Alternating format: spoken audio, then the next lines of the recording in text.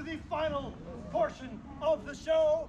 We will do fire in this show. You've seen quite a lot of fire, so it's got to be even more impressive. So, my friends, to conclude this show, we got to get a better system here. Yeah. To conclude this show, I will walk on this rope while juggling flaming torches. But as you can imagine, it'll be even more impressive if this rope is suspended in the air when I walk on it. Anybody can walk on it here. So I need some big, strong people to hold one end of the rope. Big, strong, adult people. Adult, big, strong adult. We'll take him. I need about 7 people. He's not adult. Sir, I'll take you. Thank you. Yes, sir, you'd be great. Yeah, go. Go for it. Yeah. Yes, you can do it. Yes, do it. Yes. No, he's strong. He has done it. Come on, Dad, do it. Here's the idea. You guys are going to play tug of war with this tree. By the way, we did this trick last year. My tree is gone. I don't know where that tree went. There's a giant, beautiful tree. It's gone this year. Grab on there, and spread it out a little bit. Some of you can come up right here. Here, sir, you've been promoted to the front. Now we need the big stick. Stick. All right, sir, you're perfect. You're the big stick guy. So they really are big, strong guys. Back this way a little bit. All right, right up there. You hold the big stick. It's gonna wiggle a little bit. I'll be honest with you guys. It's very tight. You can relax. Give me a little slack. This, ladies and gentlemen, is cleverly known as a slack rope. And I'm gonna walk on it. Looks like we got a lot of muscle here. This should work very well. So, now we're just gonna go for a little practice walk before doing the actual trick. I think I'm gonna get rid of these two.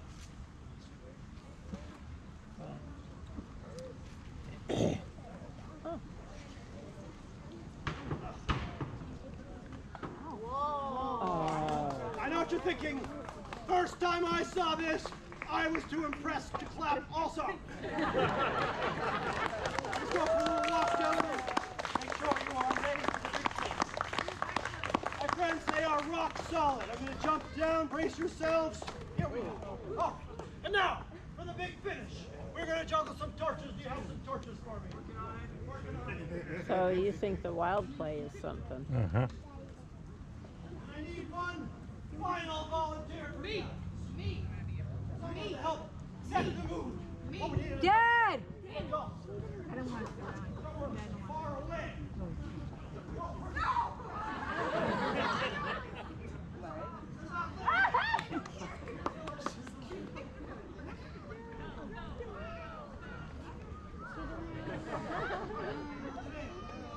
Ladies and gentlemen, clap for Lauren.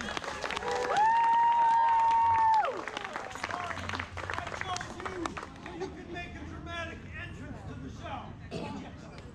Now, Lauren, I'm going to be up on that rope, suspended 3 feet over certain death.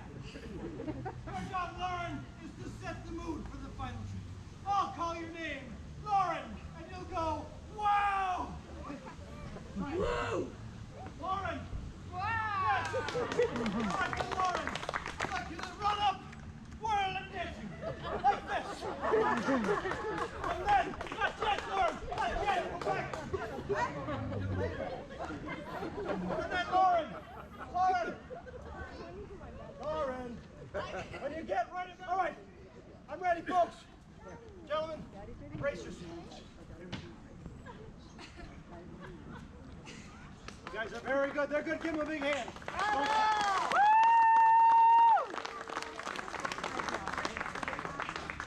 Oh my. All right, Lauren.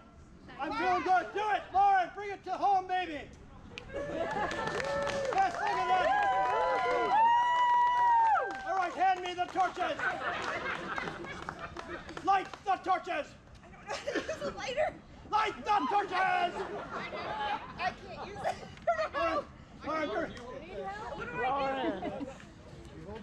I've never seen this transfer of power here before. All right, well done, sir. He knows it.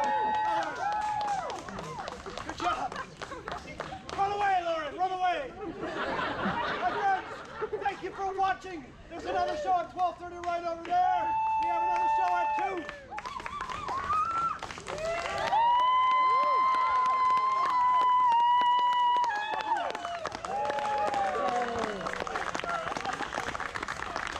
Thoroughly amazing. A big hand for all our volunteers. I got to see somebody swallow fire. Who's in Sri Lanka? Yeah. And people were walking on fire in Sri Lanka.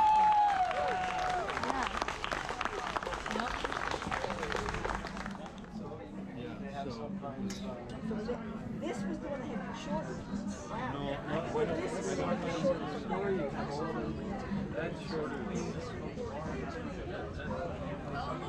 When you had times when the government was using our currency covertly, their own as long as actually too much like So used, these are happening. maybe at the Battle of Saratoga, which in New York State.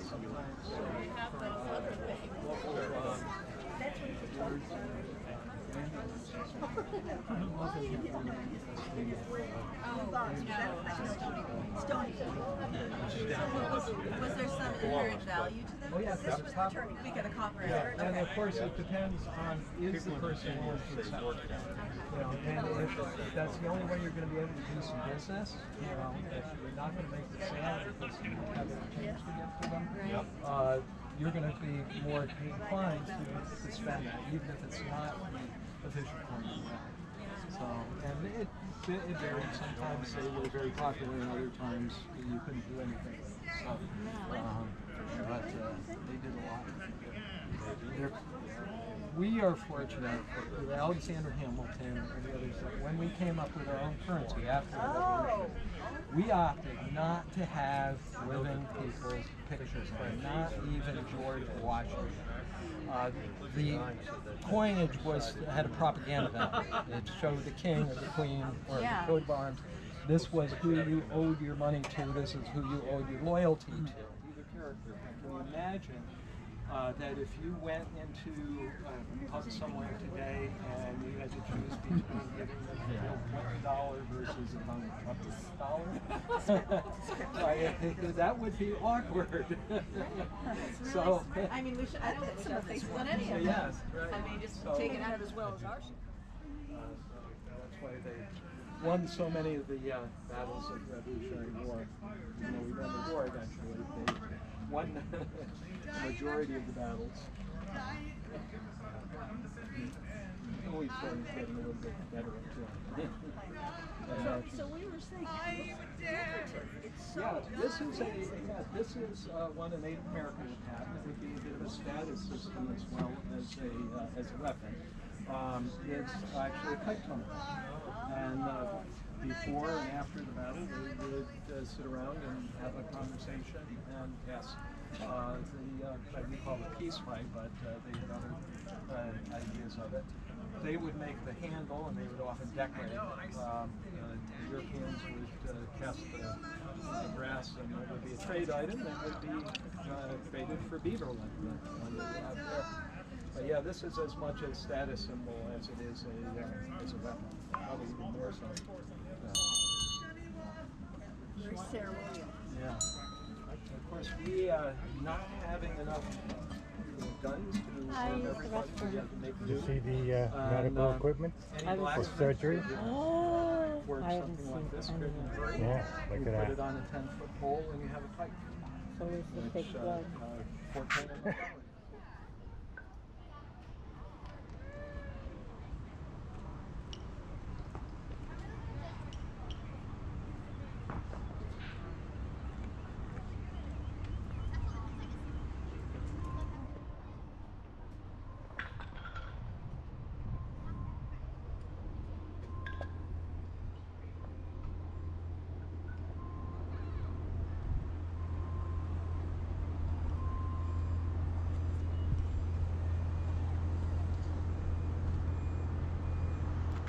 That actually spilled alcohol on a patient, and the patient got better. So he began soaking his bandages in alcohol and basically just liquor, and he had a good, seemed to have a good rate with that, but that didn't really spread much beyond him. Wasn't until the 1860s. Right during the Civil War, that's when a lot of medical things got progress. Right. They had anesthesia by the Civil War, so they could take their time a little bit better. Yeah. Unfortunately, the whole thing that was being developed in Europe at the time of the antiseptic surgery and later aseptic surgery didn't make it here in time for the Civil War. I thought that they had like even like some potions of opium and things like that for it. Opium, yes. Opium in the 18th century, but that is very good for the pain, the chronic pain after the surgery. Afterwards, not during. Not the acute pain during the surgery. Okay. So no morphine or anything like that. Well, they did use it, but it wasn't. It didn't prevent the acute pain during the surgery. But yes, they used it afterwards. Philip Schuyler used a lot for his gout. They did try that, and they tried datura or Jimson weed. Was also used as a somewhat of an anesthetic. The one thing they didn't use, despite the pirate movies, they did not get the person drunk. Yeah.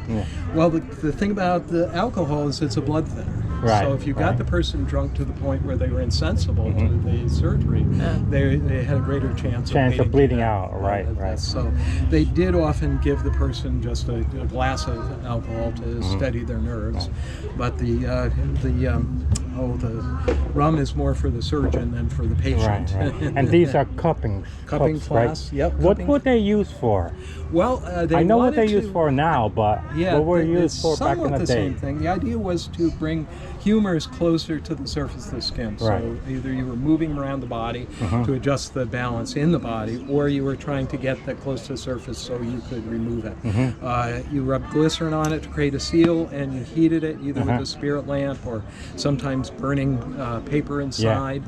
And then you raised this great big blister on the back, and if you really wanted to get the blister fluid out, as one of your humors, you used a scarificator like those. Those have a Scarificator? Scarificator, yeah, and that has 16 razor sharp blades into it. You press a button, they pop out and lacerate the blister. It begins draining. Give you a case where that was done. Written England's King George when he had his famous bout of insanity, 1789. One of the first things they tried was to blister his back and scarificate the blisters, believing they would draw the offensive humors out of his skull. And they were quite surprised to find out that the more they did that, the more agitated he became. Yes, I would think so. I would think so. He eventually kind of recovered from it, probably more on his own than from anything the doctors were doing. But he did relapse, and eventually he passed away in the throes of that kind of an illness. But he had many periods of lucidity in between that. So he did come back to the throne. Did they use I know like in some movies they use like a firebrand to seal wounds. Did they use that? Well, if you go back to the 1500s and 1600s, and then occasionally out in the West where there was nothing else, yes, they put hot iron onto it. This could be a cauterizing iron or a blistering iron, but for most surgeons, especially those that had any training, they had learned that you had a much better chance of surviving and the wound staying closed and not opening up and bleeding if you took the time to do some tying off the blood vessels. Right. You would use a tool called a tenaculum. Is this one right there? You would tie pieces of catgut thread around it, and then you would use that to hook into the artery. You pull it out and tie it off. And if that was done correctly, you had a much better chance. Well, I've decided I'm glad I'm alive now, comparatively. And what is this tool here? Oh, those are obstetrical forceps. And in the 18th century, doctors were beginning to move into the territory that had once been entirely relegated to midwives. and despite the fact of later medical historians in the 19th century, the more recent historical data has shown that the women at the time would be much better off with a midwife than they would with a doctor. It's less, the midwives were less intrusive. They would intervene much less often, and would spread less childbed fever and so forth. So the doctors were actually, in many cases, not doing the patient a favor by moving in on the midwives. Are all these tools from the 1700s? Well, they seem very sophisticated. Well, they're all, let's say, either from that time or copies of things. Oh, right. Yeah, if they have this nice shiny, they're a reproduction. This one's an exception. It's from it's dated 1858, but the principle is the same. The only thing that's different from an 18th century one is that they have this little device to keep the tongue from closing very far. So that's a little bit of a thing. This stethoscope is 1819. So that's a little bit a bit later, but kind of shows one of the advancements. Basically, yeah. You hold it up to the chest. French physician René Lagnac also had his own little woodworking shop, and he, being a gentleman, he did not want to put his ear up to a woman's breast to hear her heart. So he came up with that so that he could keep the proper respectful distance, and he found that he actually could hear the heart better with that. And so the whole idea of it's called auscultation was born from that. So, and that's what gives rise to the stethoscope. They kind of have it as a badge. What's that? You see the doctors and nurses and so forth will always have their stethoscope. Oh, yeah.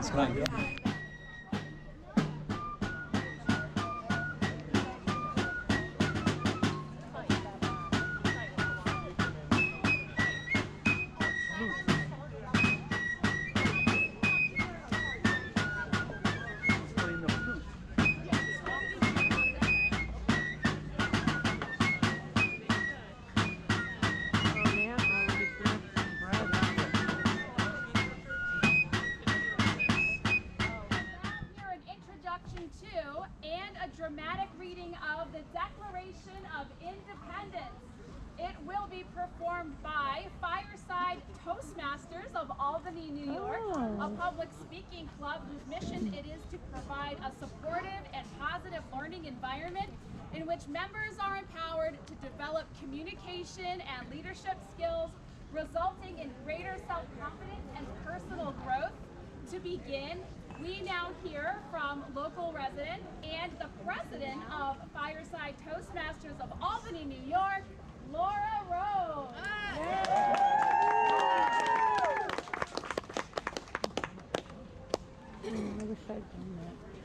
In 1776, 248 years ago, American colonists decided to take a breakaway from the British government in order to create a sovereign nation. To do this, young aristocrat Thomas Jefferson penned a declaration. The words were sent to a printer. 200 copies on parchment paper in town squares such as this, to be spoken out loud. And it was from Philadelphia, galloped through the 13 colonies. The document is called the Declaration of Independence. Its focus and function is to call to arms thousands of farmers and tradesmen to rival up against the British. And they did.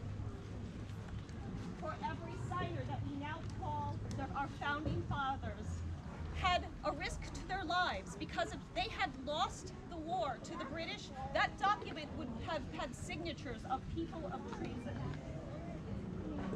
This document stands for one of the most celebrated manifestos of human freedom and self-government in the Western Hemisphere, and is one of the most circulated, reprinted, and influential documents the world has ever known.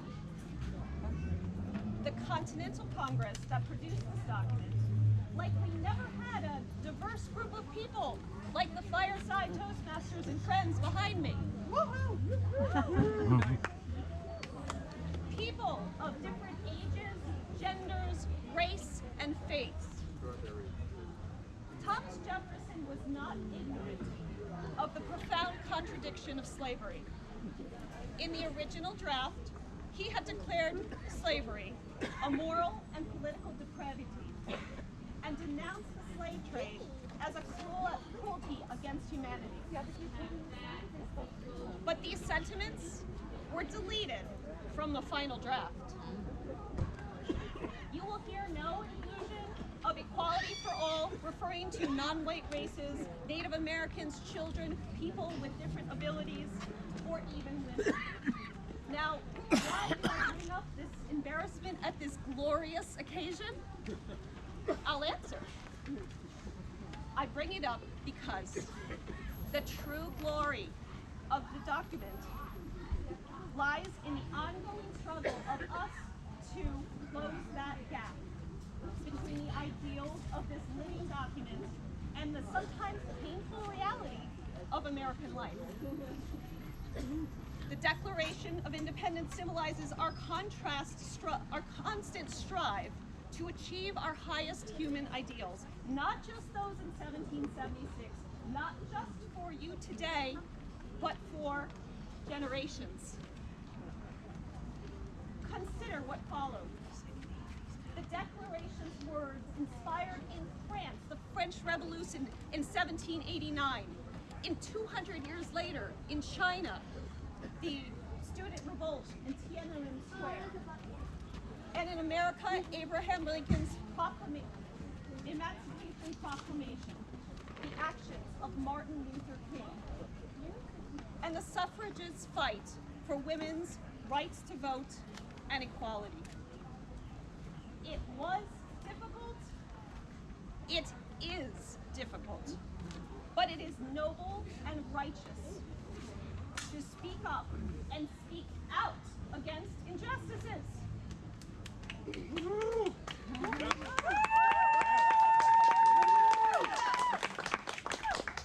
And a reason why, even though not all these people were penned into the Declaration back then, we can all be proud to be in America today.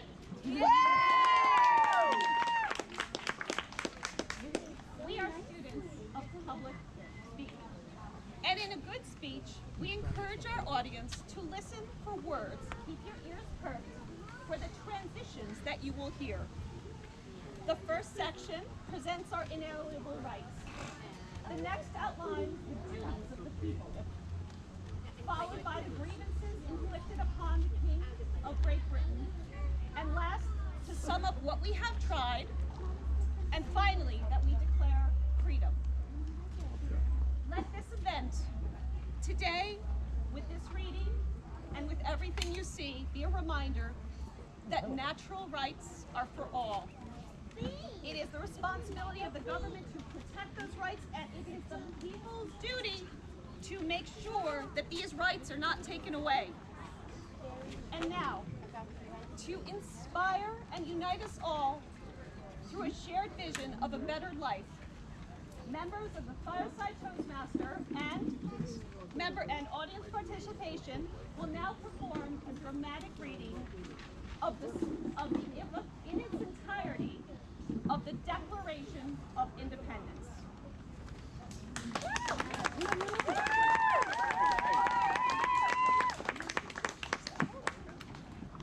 When, in the course of human events, it becomes necessary for one people to dissolve the political bands which have connected them with another, and to assume among the powers of the earth the separate and equal station to which the laws of nature and nature's God entitle them, a decent respect to the opinion of mankind requires that they should declare the causes which impel them to the separation.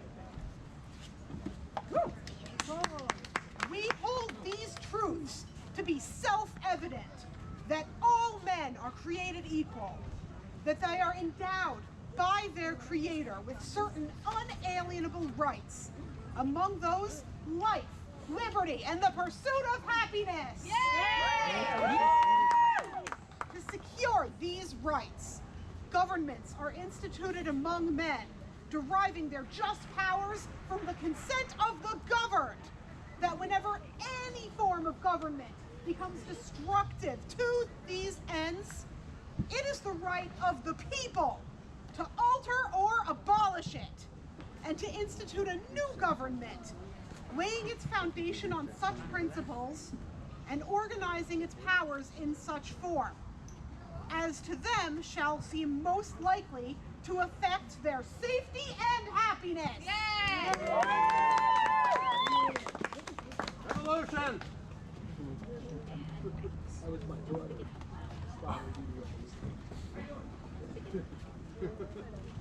Prudence indeed will dictate that governments, long established, should not be changed for the light and transient causes. And accordingly, all experience hath shown that mankind are more disposed to suffer, while evils are sufferable, than to right themselves by abolishing the forms to which they are accustomed. But That was the whole story last time. Did it like really well. Like it was in the 40s. Okay. Trying to get in the house. Yeah. And so one of the girls, or maybe they were dressed up as it. One of the girls yelled out the window, like pretending they had troops getting to the home. And that's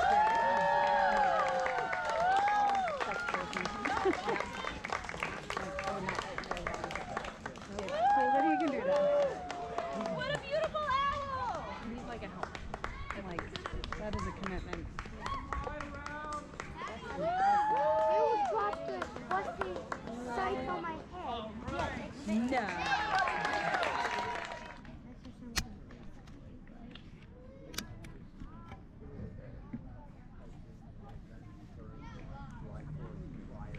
Why is she saying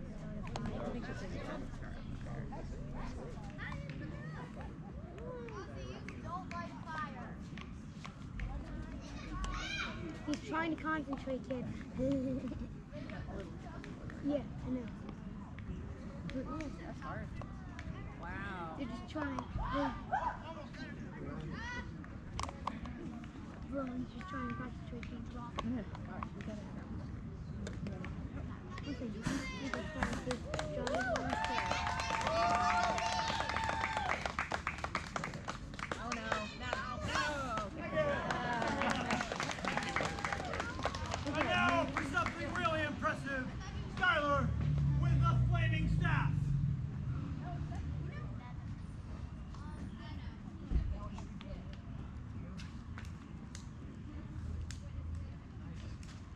All right, go get him. It's hot. Smart of you, sir. All right, so here we go. Big old fireball start. Whoa, look at that. A great start. Oh, that's on fire too. It was a big old fireball, you're right. It was. All right, let's just do the day. That's basic. Of doing calls. Wait, the fire is going on.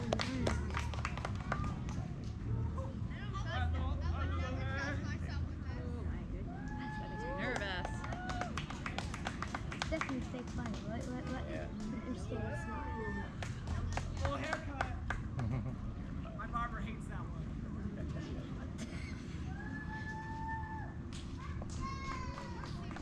All right. One was not enough.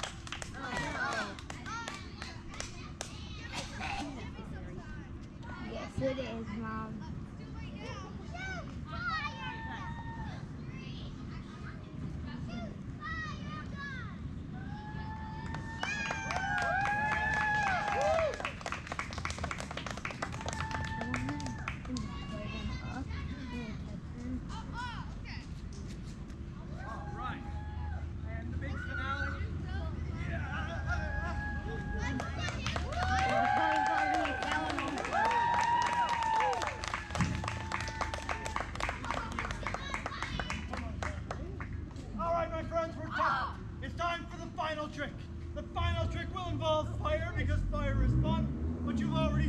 a fair amount of fire.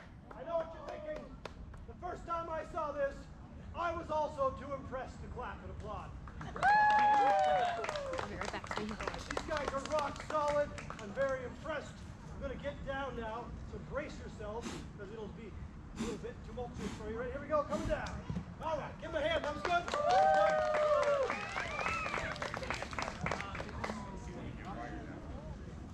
All right, folks.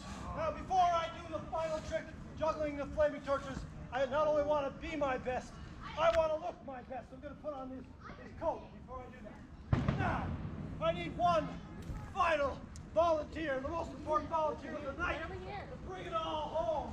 Right here. Let's start there. Schuyler, you hold the torch.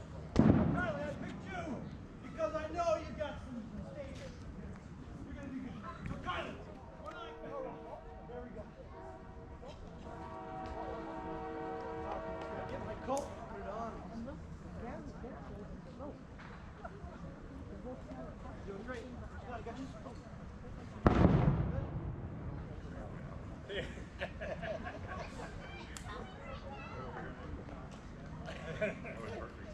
Yeah. The hole in the lining. Should have fixed that. I knew it was there. Seriously, there's a hole in the lining. Okay, we're getting rid of the coat. All right. I gotta fix that hole in the lining. Ready? Here we go. Kylie, you ready? Yeah. All right, hang on. I'm not ready. You're not yet? I'll be ready soon, though. You're up. One more second, I think. Kylie! Now! Kylie, get her the lighter, quick! Get the lighter over there. Get the lighter, quick! All right, light the torches. Run away, Kylie.